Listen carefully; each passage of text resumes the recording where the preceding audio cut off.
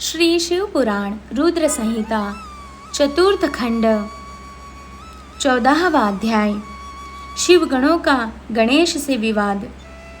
ब्रह्मा जी बोले, नारद, शिवगण अपने प्रभु भगवान शिव की आज्ञा पाकर द्वार पर पहुँचे और द्वारपाल बने श्री गणेश को वहाँ से हट जाने के लिए कहा, परंतु गणेश ने हटने से साफ इनकार कर दिया और शिवगणों को डांटा फटकारा तो भी वे गणेश से लड़ने लगे और बोले, ओ मूर्ख बालक, अगर तू अपने प्राणों की रक्षा करना चाहता है तो अभी और इसी वक्त महल के द्वार को छोड़कर यहाँ से चला जा, अन्यथा दंड पाने के लिए तैयार हो जा।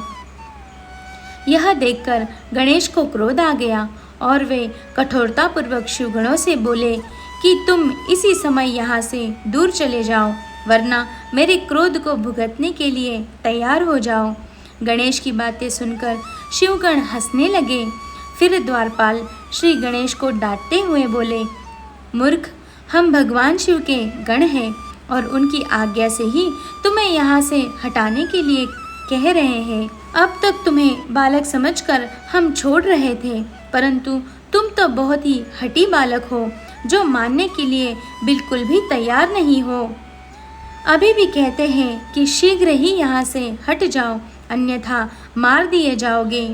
शिवगणों के इन वाक्यों को सुनकर गणेश जी अत्यंत क्रोधित हो गए। उन्होंने शिवगणों को डांटा और धमकाकर वहाँ से भगा दिया। उनके इस प्रकार डांटने से शिवगण भयभीत होकर वहाँ से भागकर भगवान शिव के पास वापस आ गए। वहाँ जाकर उन शिवगणों ने अपने स्वामी भगवान शिव को जाकर सारी बातें बता दी। यह सुनकर भगवान शिव ने क्रोधित होकर श्री गणेश को द्वार से हटाने का आदेश अपने गणों को दे दिया।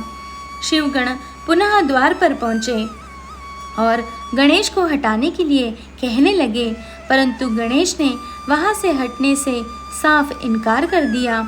गणेश निर्भय होकर उन गणों से बोले कि मैं पार्वती का पुत्र हूँ और तुम भगवान शिव के गण हो। हम दोनों ही अपनी अपनी जगह अपने अपने कर्तव्य का पालन कर रहे हैं। तुम शिव जी की आज्ञा मानकर मुझे द्वार से हटाना चाहते हो, परंतु मैं अपनी माता की आज्ञा मानते हुए उनकी बिना आज्ञा प्राप्त किए किसी को भी इस द्वार से प्रवेश करने की आज्ञा नहीं दे सकता। अतः मुझसे बार बार द्वार से हटने के लिए न कहो और जाकर अपने आराध्य स्वामी को इसकी सूचना दे दो। तब शिवगण भगवान शिव के पास गए और उन्हें सब बातों से अवगत कराया। भगवान शिव तो महान लीलाधारी हैं, उनकी बातों को समझ पाना अत्यंत कठिन है।